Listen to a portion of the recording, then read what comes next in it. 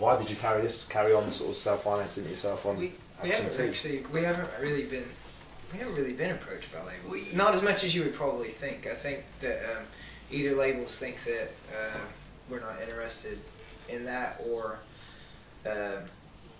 they still don't think we write singles or something. You know, that kind of thing. But it's not. It was never like really in our mind to kind of change what we were doing, because we enjoyed it. We enjoyed being able to make decisions, and it's not to say that eventually we would never sign with a label, but we just know, and it's obvious now that there's a lot more option out there to do it yourself. I mean, it's worked well for us thus far, so we're kind of riding that wave. So the first band, unsigned band, then to enter the Billboard charts then. Mm. Yeah, quite an accolade. We were. That was pretty cool actually. I guess for us, we just now Radiohead are following our lead. Yeah. I think for us, there's an element of we want to see if we can have our cake and eat it too. You know, if we can remain independent and push through and you know, I guess break through and become a lot more successful. Being independent, now having our own label, that'd be easily the ideal for us. Great stuff. And so next month you've got the UK tour, playing in Heaven in London. Then it's Europe, US, Canada. What's your best city to play? Actually, New York. It's become that way. I think mainly for New York because there's been real progression there. We only played it for the first time a couple of years ago, and since then we've slowly built up to the point where on our last US tour we played the Bowery Ballroom, which is a legendary venue in New York, and you know, it was pretty much sold out, and it was probably my favourite gig.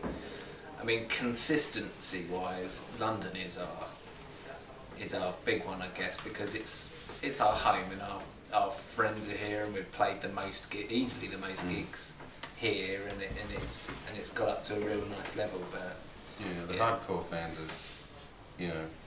have stuck by us since 2005. Yeah. And kept coming back, and I think they're really digging the bigger shows as well and seeing it. I guess progress and know that they've played a pretty big part in making it happen. Yeah. And on tour, is it like sex, drugs, and rock and roll, or all of the above? Back to bed? No.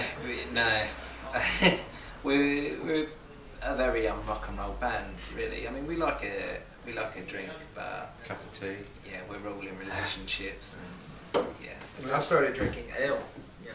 Hey. That's not very wrong. We cuddle each other, and we drink the odd pint of ale and Guinness and Jack Daniels here and there. Not a pint of Jack Daniels, and play music, but that's about as close to sex, drugs, and rock and roll as you're going to get, I'm afraid. I think because we're still at the stage, and we've been at this stage for years, where we get up and we drive the next day to the gig, hours or whatever. It's not overnight. We're not in a bus, so if you have a hangover, it makes for a very miserable day. It would be more tempting with the boredom of not having to do anything for yourself to get into that lifestyle. But as Nate said, we're not quite at that point yet. Yeah. But what about sort of the new single "Step Out of the Car"? Bit of a darker, edgier sound. I mean that one surely should open doors. I just watched the Letterman performance. That was great. Yeah. Seem to enjoy that as well. Massive audience. I must open up a massive audience there as well. I think it gets our name out there. I think that's the good thing about Letterman. We didn't necessarily see like a peak in sales or anything like that, but I think that kind of stuff helps for having it on YouTube. Being able to show.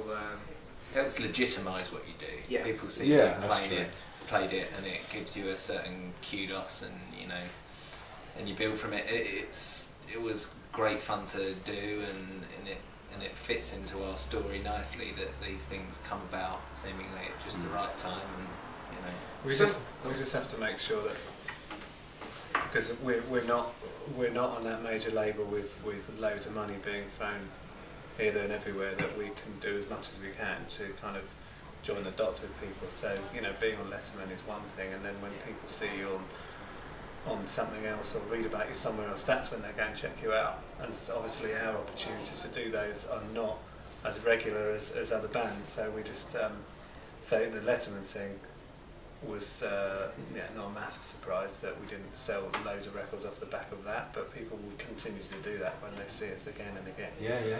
And that's kind of what those shows are good for. Yeah, getting your next one.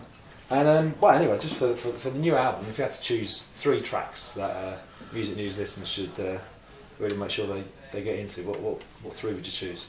No Harm. Can you say 4? Then we can 4, have one each. no 4, don't worry. Well, what if I want the one I like? Then it'd be 3. You can have them each, to be honest. I'm gonna go with Portable Alarm. Doubt. No Harm. Shit, I don't like any of those. No, I would say both sides are even. Yeah. Superb. So- And well, thanks a lot for your time. Anything else you'd just like to say to Music News viewers? Get the album. Yeah. I think. It's going cheap. Anything else? Uh, we were actually touring, starting the 3rd of March of February of March. We're gonna get back in time. In Edinburgh, yeah, all around the UK. So yeah, we'll be coming to a town near whoever's watching. Whoever's near the town we're coming to. Yeah, no, definitely. Well, we'll see you in London, Heaven, March the 10th. Can't wait. Cool. Fox and Brennan, thanks a lot. Thank you very much. Cheers. Thanks a lot. Thanks a lot. Cheers. You need to bloody freezer.